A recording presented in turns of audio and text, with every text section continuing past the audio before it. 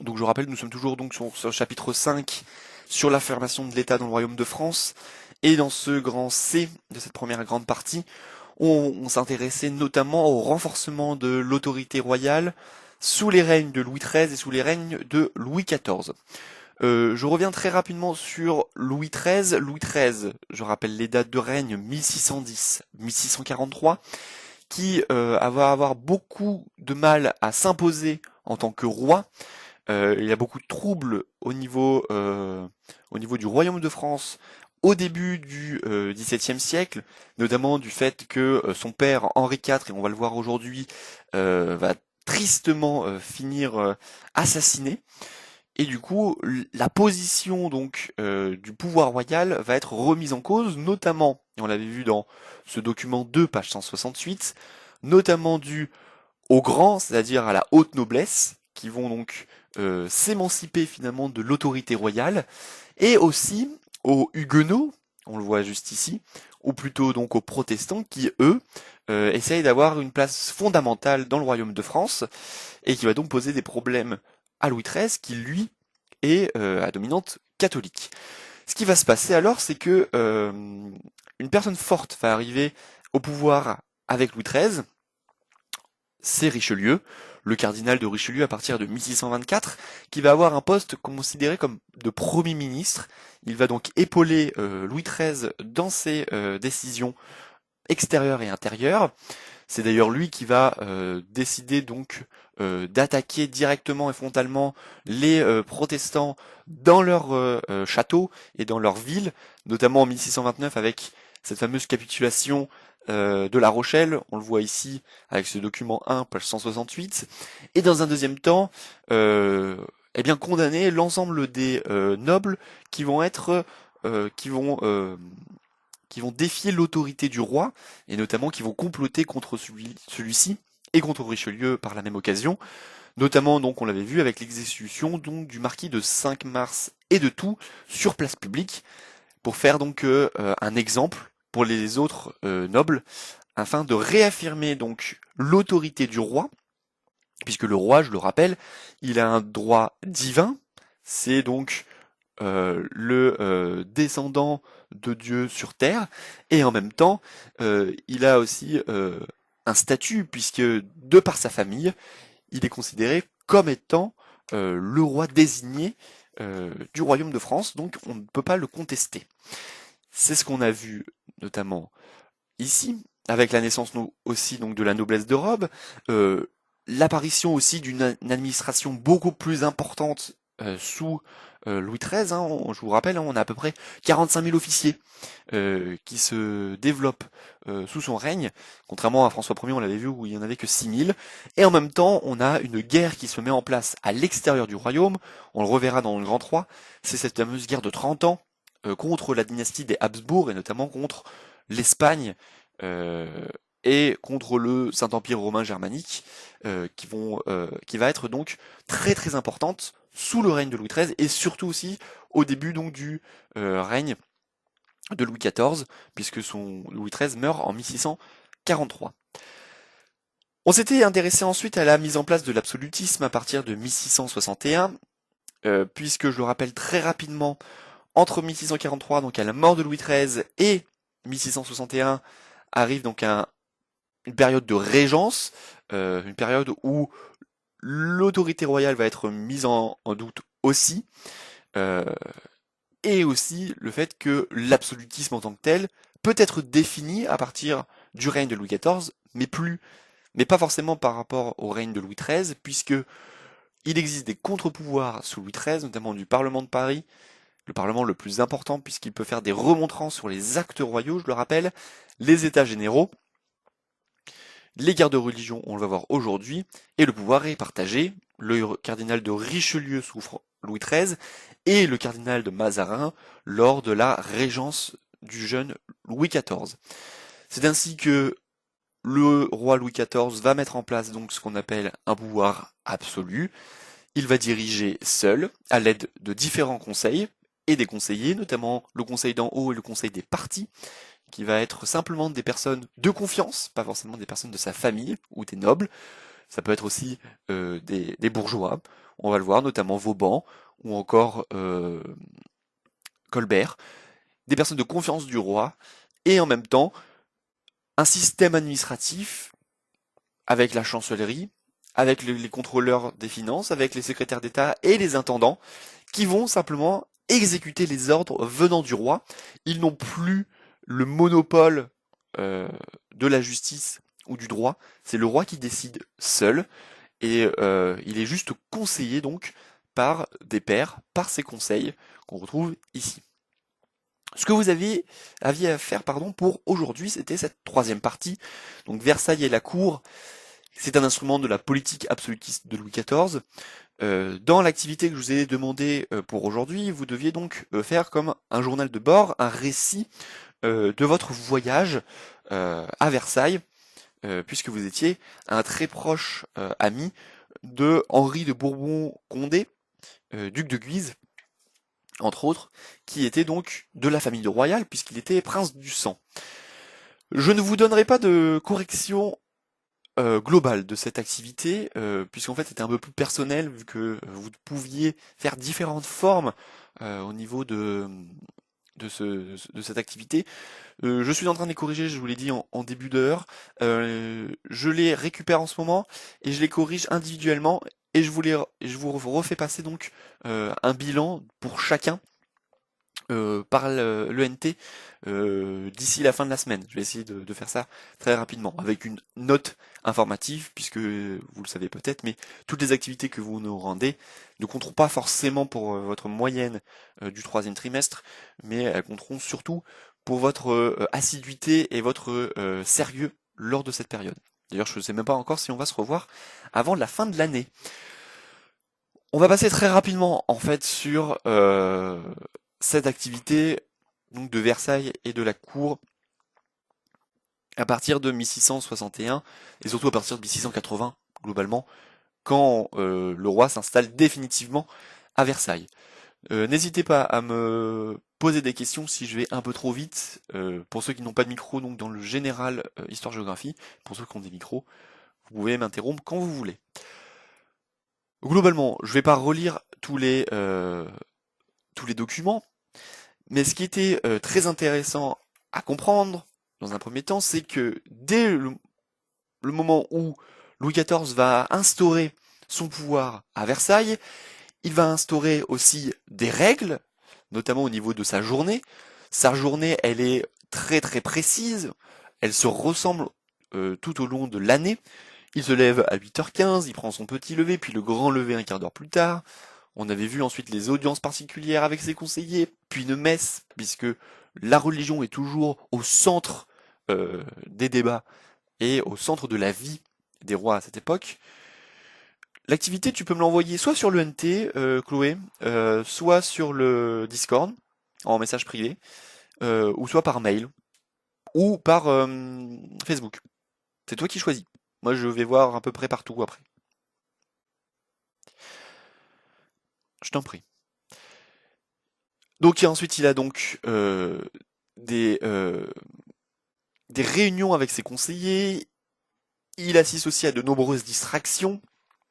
Vous voyez avec le document 2, avec le document 5 aussi, hein, notamment des bals, des danses, des pièces de théâtre, des promenades, la chasse, puisque je rappelle que au départ, Versailles était un petit château construit par Louis XIII et qui était normalement un petit château pour les parties de chasse du dimanche euh, pour le roi et sa famille. Globalement, Louis XIV va créer un château beaucoup plus important, immense, avec des jardins aussi très somptueux et magnifiques, faits par le nôtre par exemple, et, euh, et la chasse fait partie entière de la vie de Louis XIV et la vie de cour euh, à Versailles. Et deuxième partie, ce qui est très important, c'est que pour éviter que les grands ou la haute noblesse s'oppose à son pouvoir, Louis XIV va mettre en place ce qu'on appelle l'étiquette, c'est-à-dire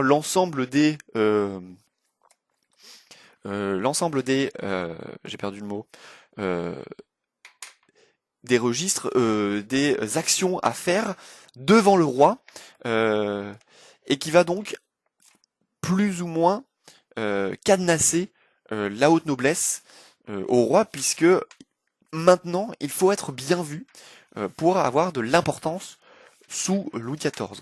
Je reprenais la définition donc de cette étiquette, hein. Donc c'est l'ensemble des gestes et des paroles qui sont fixés lui-même par le roi pour se faire respecter lors de sa présence. On voit bien avec le document 1, hein, les nobles sont à genoux devant le roi, dans sa chambre. Ils sont récompensés donc de l'ordre de Saint-Louis, un ordre donc pour ceux qui ont euh, bien bien travaillé au niveau des militaires, hein, notamment au niveau des campagnes militaires de Louis XIV, et en même temps, il faut bien être vu. Et pour certains, Louis XIV va même instaurer des pensions, il va donner de l'argent pour ceux qui sont les plus en vogue à cette époque, pour des artistes. Alors, des artistes qu'on peut connaître même aujourd'hui, hein. Racine, vous le connaissez certainement, Molière, euh, aussi, qui donc faisait partie donc de la cour à Versailles, mais aussi des nobles, hein, notamment Monsieur le Chevalier de Lorraine, donc grand noble et duc de Lorraine à cette époque-là, ou encore le comte de Roye, qui est comte certes, qui n'est pas un grand grade à cette époque, mais qui va être bien vu par Louis XIV et qui va lui accorder une pension de 18 000 livres, ce qui est considérable à cette époque. Euh, Comment il attache finalement la noblesse? Il l'attache aussi par des paroles, par des gestes, et il faut être très proche du roi, on le voit, hein, puisque ceux qui ne sont pas là ne sont plus connus par le roi, et le roi donc se délaisse totalement de ses nobles, et par contre ceux qui sont là, eh bien ils vont avoir de nombreux avantages, donc finalement c'est la carotte donnée aux nobles afin d'instaurer son pouvoir absolu, à savoir donc les pensions, entre autres. Donc je lis rapidement la trace écrite qui est donc à la suite de votre activité.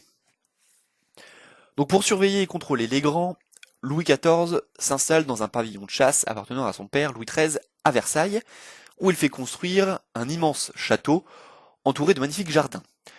À partir de 1682, il abandonne le palais du Louvre.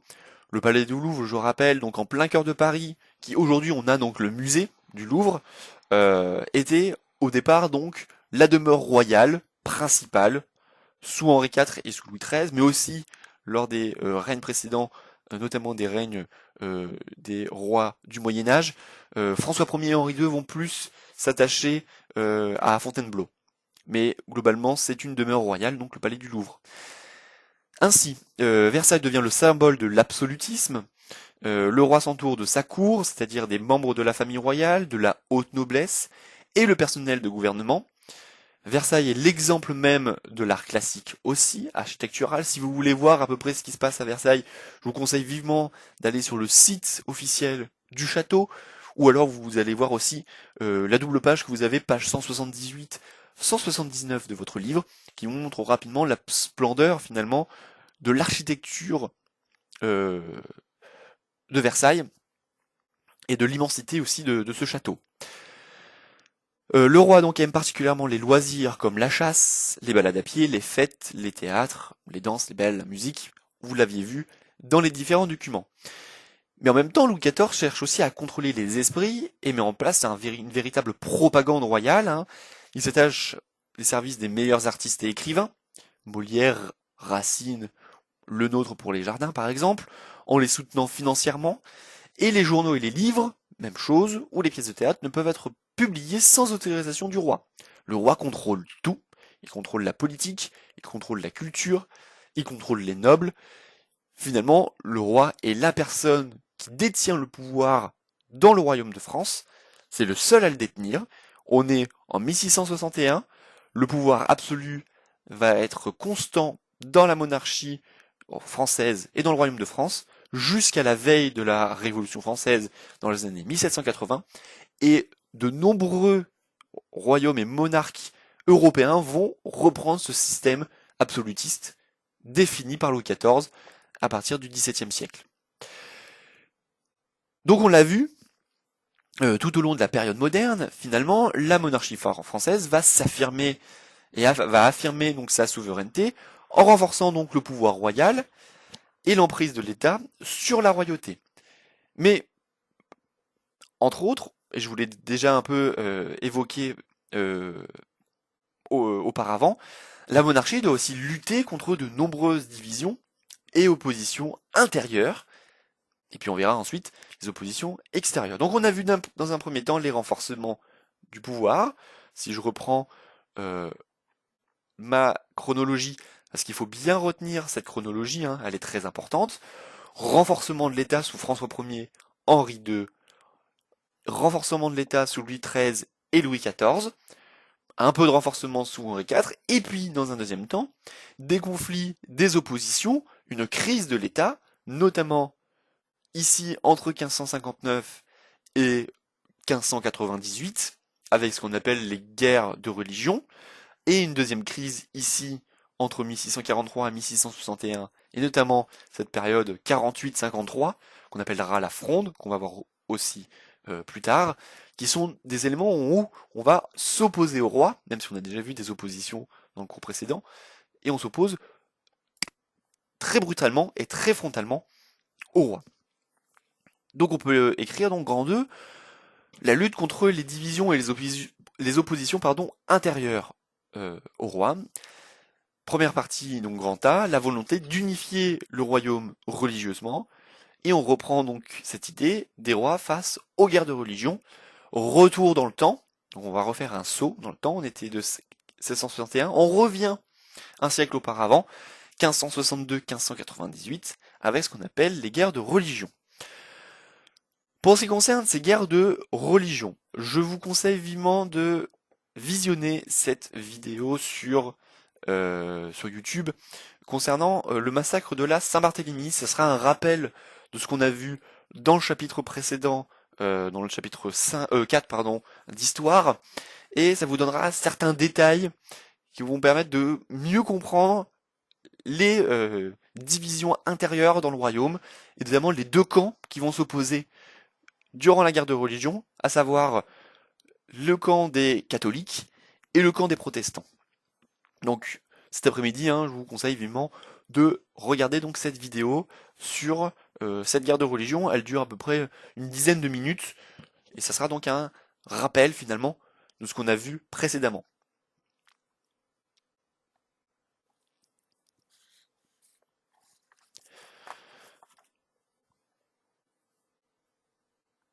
Bien, si on reprend globalement donc cette chronologie des guerres de religion. Ces guerres de religion, elles vont s'étendre donc entre 1562 et 1589. On appelle les guerres de religion puisqu'on va avoir des moments de guerre mais aussi des moments de paix entre les différents partis. La date centrale que vous avez sans doute retenue dans le cours précédent, c'est celle-ci, hein, c'est celle du 25 août 1572, avec ce fameux massacre de la Saint-Barthélemy, où le roi Charles IX va ordonner d'assassiner l'ensemble des chefs protestants à Paris lors du mariage d'Henri de Bourbon, futur Henri IV, et de Marguerite de Valois, qui était donc la sœur du roi, pour essayer de calmer les tensions. Mais on va voir que ces guerres vont continuer, vont s'intensifier aussi à partir de 1572, notamment aussi en 1588, avec des dissensions directement dans le clan, dans un des clans des catholiques. Et puis ça va se terminer en 1589 et on va le voir à la fin de ce petit 1 avec l'édit de Nantes qu'on avait déjà évoqué dans la conclusion de notre chapitre précédent. Alors si on reprend rapidement ce document 1, page 164, qui vous montre l'ensemble des guerres de religion en France durant cette période. Quelles sont, selon cette carte, les deux grandes parties qui vont se faire la guerre en France entre 1562 et 1598?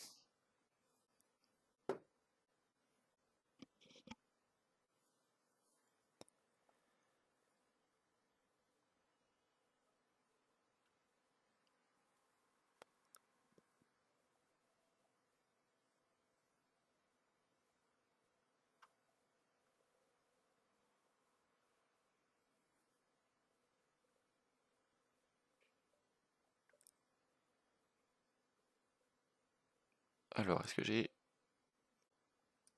Pas de problème, Kimberly. Alors globalement, vu que j'ai pas de réponse, euh, les guerres de religion vont opposer deux camps particuliers.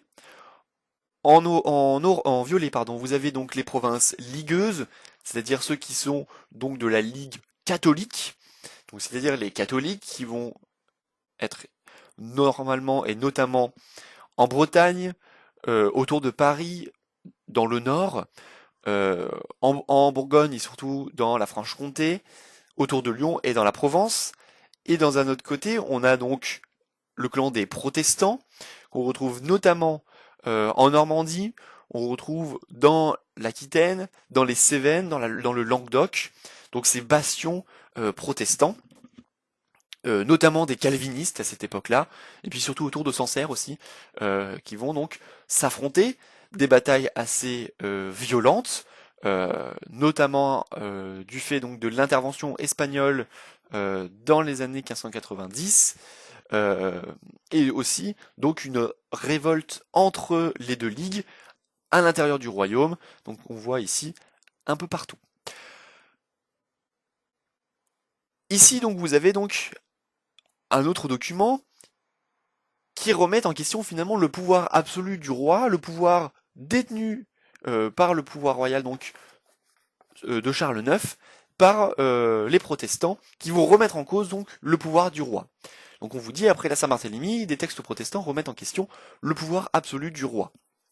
Je vous lis le document. En ce temps, la souveraine et principale administration du royaume des Francs-Gaulois, appartenait à l'assemblée générale de toute la nation qu'on appelait depuis l'assemblée des trois États, par où il ressort que le peuple de France n'était anciennement obligé de garder d'autres lois que celles qui avaient été autorisées par ses voix et suffrages. Il ressort par toutes les annales de France que le peuple qui a plein pouvoir de déposer les rois quand il l'avait desservi. Il n'y a point de si juste ni de si nécessaire sédition que lorsque le peuple foulé et opprimé par la cruauté d'un tyran va demander secours à toute la communauté des citoyens légitimement assemblés. Selon François Hauttmann, donc juriste calviniste, dans Franco-Gallia en 1574. Que veut montrer ici l'auteur protestant? Il remet en cause finalement le pouvoir donc absolu du roi et surtout le fait que si le roi ne veut pas entendre les problèmes des protestants, alors les protestants ont le droit de se révolter et de faire face au pouvoir. Il remet en cause le pouvoir du fait de sa légitimité, puisque les révoltes ne doivent se faire puisque le peuple est opprimé par la cruauté d'un tyran, puisque après le massacre de la Saint-Barthélemy, la globalité et la grande majorité des chefs protestants vont être tués, et du coup on a une sorte d'injustice du côté des protestants face aux catholiques et face au roi qui n'a pas su faire la part des choses entre le bien des deux parties.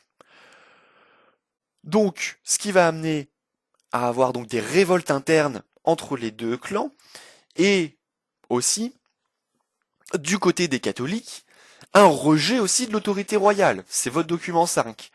Puisque, à partir de 1589, le roi, donc, c'est après Charles IX, on a Henri III, donc c'est le frère de Charles IX, Henri III, veut rétablir dans son autorité sur le royaume, mais il va aussi s'en prendre aux catholiques et aux protestants. Il va faire tuer le chef catholique qui était alors à l'époque le duc de Guise, ou de Guise, pardon. Cela va être considéré comme un affront par la Ligue catholique, qui vont alors s'empresser, et notamment Jacques Clément, un catholique fervent, va s'empresser donc de faire un régicide, c'est-à-dire donc de tuer le roi. En août 1589, Henri III est assassiné avec un coup de couteau par un catholique, puisque Henri III avait fait tuer le chef catholique, donc quelques années après les chefs protestants. Et du coup, les, les catholiques vont aussi rejeter l'autorité royale. Donc d'après ce document 5, page 165. Je lis le document. Après l'assassinat par le roi Henri III du duc de Guise En décembre 1588, la ville de Paris, aux mains de la Ligue, se retourne contre le roi. La révolte fut générale, le propre jour de Noël. Les théologiens assemblés au collège de la Sorbonne arrêtèrent en considération de ce qui était arrivé à Blois, donc l'assassinat du duc de Guise. Les sujets étaient non seulement quittes du serment de fidélité et obéissance qu'ils devaient au roi, mais aussi que sans charge pour leur conscience, ils pouvaient s'armer, s'unir et lever des deniers contre lui. Les arrêts de la cour du Parlement et les lettres de la chancellerie ne sont plus délivrés sous le nom du roi. Hommes et femmes font des processions en chemise communie tous les dimanches, se retrouvent au service divin depuis le matin jusqu'au soir, non pour apaiser la colère de Dieu, mais pour la provoquer contre le roi. Outre tout cela, on a assuré au roi que quelques hommes désespérés avaient juré et conjuré sa mort. C'est une vraie anarchie, une infinité de villes se délient de l'obéissance à leur roi. Que dis-je, ville? Il y a des provinces entières qui se remettent de la partie. Donc selon Étienne Pasquier, lettre à maître Nicolas Pasquier, mon fils, en 1589. Ici, pourquoi la Ligue va se soulever contre le roi? Puisque le roi va assassiner le chef catholique qui était alors le duc de Guise. Donc, ils ne se sentent plus considérés comme étant entendus par l'autorité royale. L'autorité royale est donc alors contestée dans les villes par les protestants d'un côté, par les catholiques de l'autre, mais aussi dans des provinces, puisqu'on va avoir des provinces qui vont s'émanciper du pouvoir royal. Et finalement, on ne sait plus donc, le roi n'arrive plus à imposer son autorité, ce qui va poser de grands problèmes pour la suite donc du royaume. C'est pour ça que euh, dans cette carte-là, on retrouve, à partir de 1590, l'intervention espagnole. À cette époque-là, les Espagnols sont encore des alliés des rois de France, qui vont essayer donc de canaliser finalement cette rébellion des ligues protestantes et catholiques pour essayer de réaffirmer l'autorité royale. Mais ça ne va pas forcément bien fonctionner. Donc je vous lis rapidement la trace écrite. Donc je vous fais un rappel du thème 2. Donc dans la deuxième moitié du XVIe siècle, la France est déchirée par les guerres de religion entre les catholiques et les protestants, qui affaiblissent le pouvoir royal. Les rois ne parviennent pas à rétablir la paix civile et sont accusés aussi de trahison de chacun des deux camps. Les guerres de religion connaissent leur apogée avec ce qu'on appelait donc le massacre de la Saint-Barthélemy, je vous le remets ici, au cours duquel, sur l'ordre de Charles IX, bon, même si on n'est pas forcément encore très sûr, un grand nombre de nobles, protestants sont tués à Paris. À la suite de ce massacre, les protestants se déchaînent contre le pouvoir royal, accusés de tyrannie. Des penseurs vont alors jusqu'à théoriser le droit de résistance à un pouvoir royal devenu odieux, et certains pensent même à le renverser. Du côté catholique, les guerres de religion donnent naissance à la Ligue, en 1584. Sous la conduite du duc de Guise, les ligueurs veulent imposer leur volonté au roi Henri III, soupçonné lui aussi d'avoir négocié avec les protestants. Et finalement, c'est la suite, lors de ces différentes périodes, le roi va être en crise, donc on a une crise du royaume, donc va convoquer les états généraux, notamment à Blois. Il va essayer d'accorder une paix entre les protestants, donc les huguenots et la Ligue catholique, mais qui ne va pas aboutir. Donc on vous le met ensuite, de 1560 à 1614, pour faire face à cette instabilité, les rois vont convoquer donc à plusieurs reprises les états généraux, qui est une institution médiévale, et pour réformer le royaume, et là ici pour accorder la paix dans le royaume, mais les tensions restent alors très vives, et va amener même à la forme la plus sévère et la plus extrême de la contestation du pouvoir royal, qui est donc le régicide. Donc ici, on l'avait vu, Henri III va se faire assassiner par Jacques Clément après donc la mise à mort du duc de Guise en 1589. Et puis finalement, Henri III donc meurt, succède Henri IV, le Henri de Bourbon de la Saint-Barthélemy, qui va essayer donc d'amener la paix lui aussi dans le royaume, mais qui va aussi se faire assassiner, puisqu'Henri IV se fait assassiner par Ravaillac, aussi un catholique, euh, qui va donc l'assassiner en pleine rue, ce qu'on appelle donc des régicides. Les rois de France se font assassiner, il y en a eu deux dans l'histoire de France. On a failli avoir une tentative d'assassinat sous Louis XV qui n'a pas abouti, donc c'est l'affaire d'Amiens. Mais ici, donc, on a donc des régicides qui se passent durant cette guerre de religion et qui va être le paroxysme finalement de la violence dans l'État de France à ce moment-là.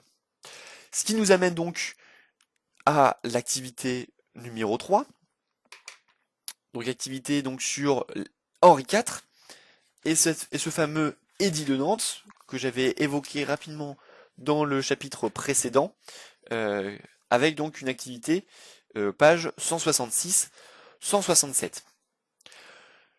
Donc ce que je vais vous demander, tout d'abord pour vendredi, on va essayer aussi de refaire un cours vendredi si ça ne vous dérange pas, c'est donc de faire cette activité et les questions page 167, les 4 petites questions sur Henri IV et l'édit de Nantes. Je vais rapidement en faire une rapide présentation pour les quelques minutes qu'il nous reste. Mais je vous demande donc de relire tous les documents, de comprendre le pourquoi du comment donc de cet édit de Nantes pour vendredi prochain. Donc je vais vous le remettre de toute façon sur le NT et sur Discord d'ici la fin donc du cours. Donc reprenez donc page 166-167, Henri IV, et ce fameux édit de Nantes, édité donc en 1598. Bien. Reprenons rapidement la biographie d'Henri IV. Qui est donc ce Henri IV? Alors Henri IV, il est donc roi de France à partir de 1589, suite à l'assassinat d'Henri III par Jacques Clément. Il est roi de Navarre, donc c'était un petit royaume qu'on retrouvait donc dans l'actuelle Espagne. Il est donc au départ chef protestant, on l'avait vu avec la Barthélemy, et il va être chef protestant aussi lors de la guerre des religions, mais il va réussir à s'enfuir lors du massacre de la Saint-Barthélemy. Il est le plus proche parent d'Henri III puisque c'est le cousin le plus proche d'Henri III, parce qu'Henri III meurt sans descendants, sans enfants, donc c'est donc la branche la plus proche et le descendant le plus proche qui prend la succession des rois de France. Ici donc c'est Henri IV, et il devient donc roi de France à partir de 1589. C'est le premier souverain capétien de la branche qu'on appelle Bourbon, cette branche Bourbon que vous connaissez évidemment avec les Louis, de Louis XIII à Louis XVIII, et qui va se terminer avec Charles X, et qui va vaincre la Ligue, puis va se faire accepter par ses sujets, puisqu'il va se convertir au catholicisme à partir de 1693, et se fait sacrer un an plus tard, en 1594. Ici, alors, l'édit de Nantes, cet édit très important à retenir, 1598, édit de Nantes, qui va autoriser la liberté de culte, donc on va avoir un édit de tolérance en 1598, mais en 1610, il va se faire assassiner par Ravaillac, un catholique qui n'a pas accepté l'édit de Nantes, qui n'accepte pas cette tolérance envers les protestants. Alors rapidement, je vais regarder rapidement l'ensemble de ces documents. La carrière d'Henri IV avant d'être le roi était une carrière militaire. Il va être chef, on vous mettez, des protestants. Il va combattre la Ligue catholique lors des guerres de religion. Il va gagner de nombreuses batailles, notamment dans son sud-ouest natal. Et il va refuser euh, aussi l'autorité qu'avaient donc notamment les ducs de Guise euh, à cette époque-là sur le roi, et lui était proche de l'amiral de Coligny. Il va donc se convertir au catholicisme en 1593 pour essayer de calmer les différentes oppositions qu'on retrouvait dans le royaume de France. Ici donc, il va donc être, il va abjurer le protestantisme dans la basilique Saint-Denis, Et ici, on n'a pas donc son sacre, hein, c'est juste son convertissement donc au catholicisme. Et à partir de 498, on vous le dit, il va donc édifier ce qu'on appelle l'édit de Nantes, cet édit de tolérance, euh, qui va donc tolérer la religion protestante dans le royaume de France. Je vous le lis rapidement.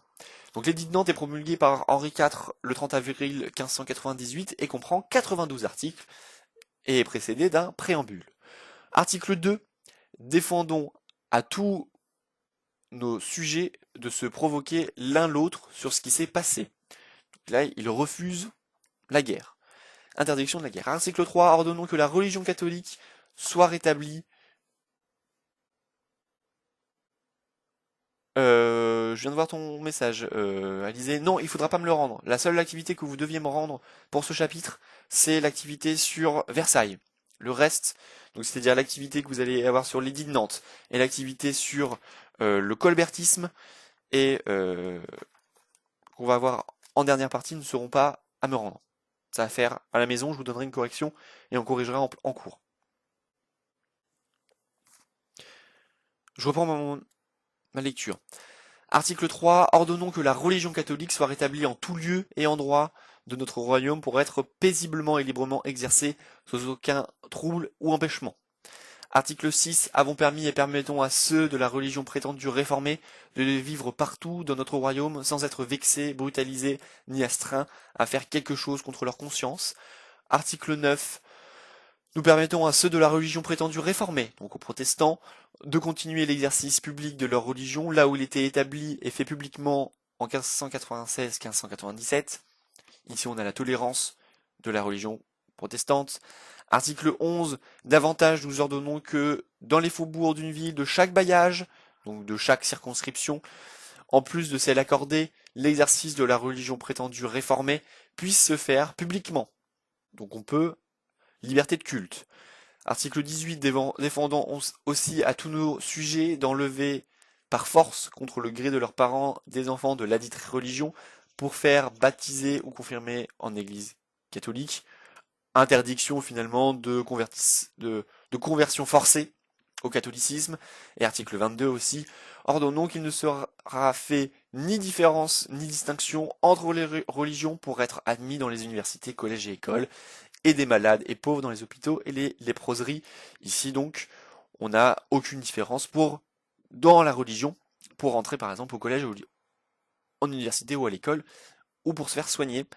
Donc on a un édit de tolérance religieux à partir de 1598 qui va finalement mettre fin aux guerres de religion en France, mais pour autant, cet édit va être longuement débattu, notamment par les parlements, ici par le Parlement de Paris, dominé par les catholiques, et qui vont refuser catégoriquement d'enregistrer cet édit jusqu'en 1599. Le roi Henri IV va donc imposer un lit de justice, va imposer que l'édit de Nantes soit enfin donc officialisé par le Parlement de Paris.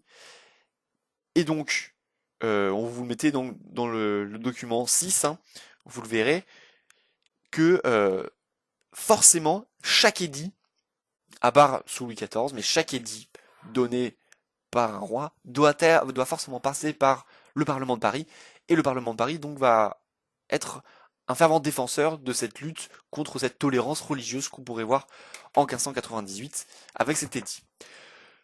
Donc je reprends ma trace écrite, et donc je vous demanderai donc de faire les différentes questions sur cette activité pour vendredi. Je lis la trace écrite.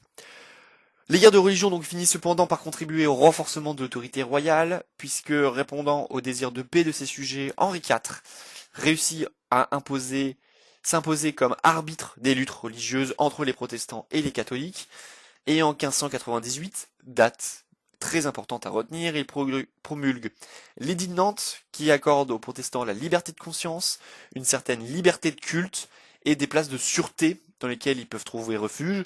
Ces places de sûreté, on les avait déjà vues dans la première partie, notamment sous Louis XIII. La Rochelle, par exemple, était une place très importante des protestants. Et à partir donc de l'édit de Nantes, ils vont avoir des petites places fortes dans l'ensemble du royaume. Mais cette tolérance religieuse, finalement, elle va être accordée dans le royaume de France pendant moins d'un siècle, puisque c'est ma petite deuxième partie. On va avoir ce qu'on appelle la révocation de l'édit de Nantes en 1685 avec l'édit de Fontainebleau. Ici, nous sommes donc sous Louis XIV. Donc grand 2, la révocation de l'édit de Nantes, petit 2, pardon, et l'édit de Fontainebleau.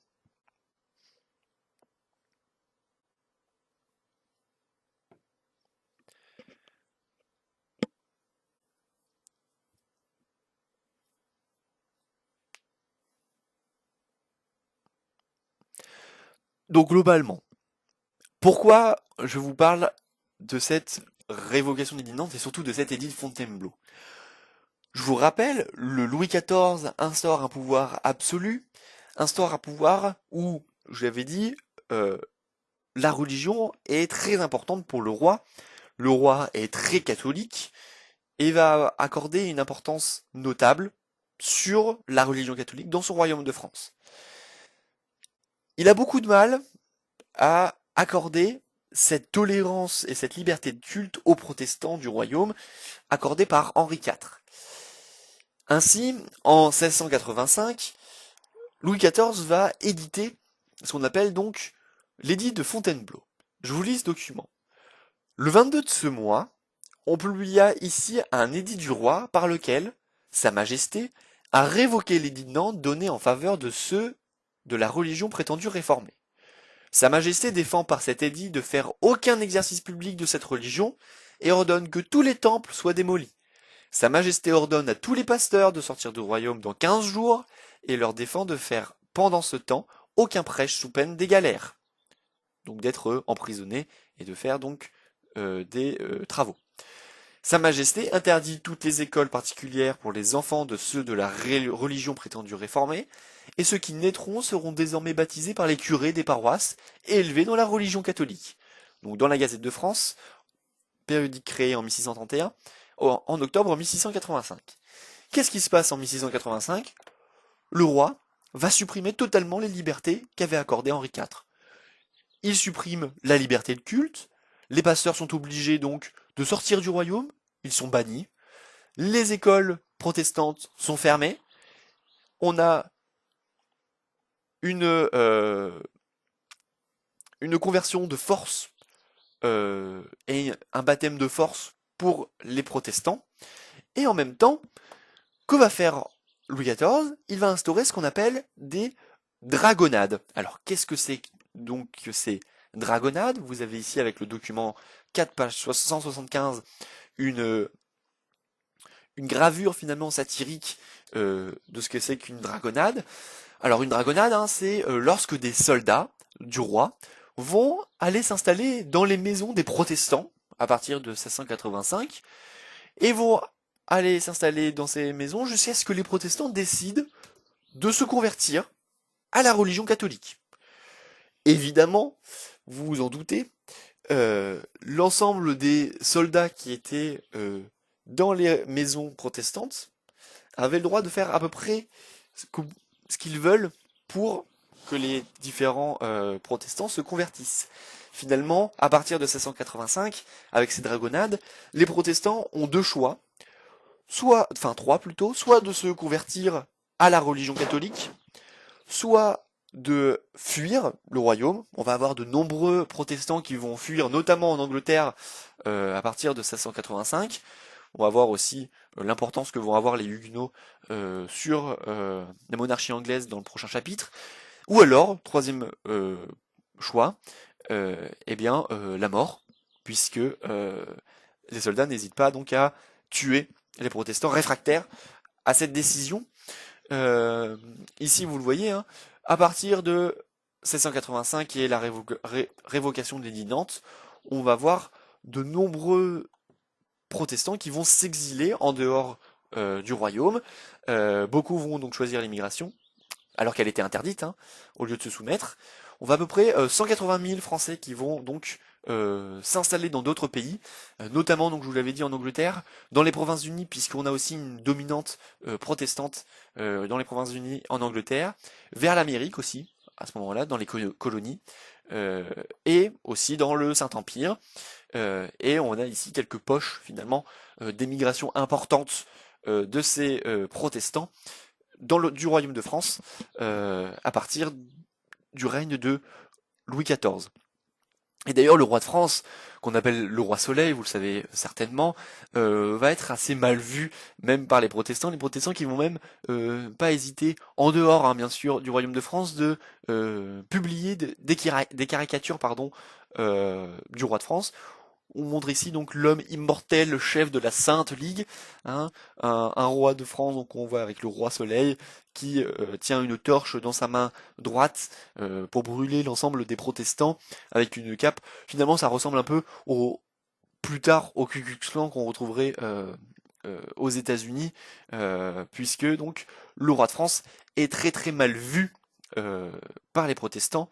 Hein. Mon Soleil par sa force éclaira l'hérétique, il chassa tout d'un coup les brouillards de Calvin, non pas par un zèle divin, mais afin de cacher ma fine politique. Voilà, donc la politique de Louis XIV est très très mal vue, et finalement, les protestants sont bannis ou sont convertis de force dans le royaume de France à partir de 1685. Donc on a vraiment une période très minime de tolérance religieuse dans le royaume de France. Donc pour terminer, je vais lire simplement cette trace écrite du petit 2, et ensuite je vais donc vous laisser pour aujourd'hui. Donc si les protestants perdent leur place de sûreté sous Louis XIII, ils conservent notamment leur liberté de culte, mais sous le règne de Louis XIV, ils perdent aussi ce privilège. En effet, Louis XIV cherche à réduire le protestantisme dans son royaume. Il met alors en place des mesures fortes, suppression des écoles protestantes, interdiction aux protestants d'acheter des offices, augmentation des impôts. Et de plus, dans les années 1680, le roi décide de faire loger des soldats chez les protestants afin de les obliger à se convertir au catholicisme. C'est ce qu'on appelle donc les dragonnades. Enfin, en 1685, Louis XIV révoque l'édit de Nantes avec l'édit de Fontainebleau, et les temples sont détruits, et le culte aux protestants est interdit. Donc, ici, le roi impose aussi son pouvoir absolu sur la religion. Il n'existe qu'une seule religion autorisée en France sous Louis XIV, c'est la religion catholique. Les protestants sont donc bannis. Bien. Vendredi, pardon, pour ceux qui ne seront pas là, parce que je sais que je vais vous faire court malgré le fait que ça soit férié. Je vous enregistrerai ce cours pour que vous puissiez le reprendre pour si vous n'êtes pas là vendredi. Je vous donnerai donc la correction donc, de ces 4 questions sur Henri IV et l'édit de Nantes par la suite.